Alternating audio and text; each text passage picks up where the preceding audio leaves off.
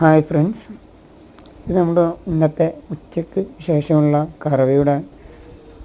കറവയ്ക്ക് മുന്നാണ് നമ്മളെപ്പോഴും ഫുഡ് കൊടുക്കുക. എല്ലാ പശുക്കൾക്കും കഴുകി ഫുള്ളായി വൃത്തിയാക്കിയ ശേഷം ഫുഡ് വെച്ച് കൊടുത്തതിന് ശേഷമാണ് നമ്മൾ കറവ സ്റ്റാർട്ട് ചെയ്യണത്.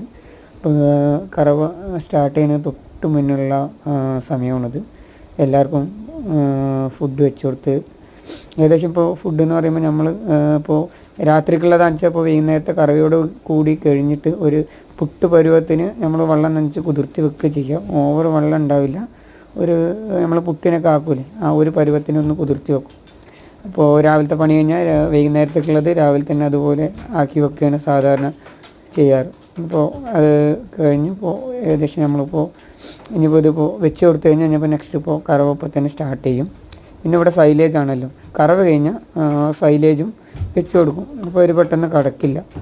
ഇതാണ് ഇവിടുത്തെ സിസ്റ്റം.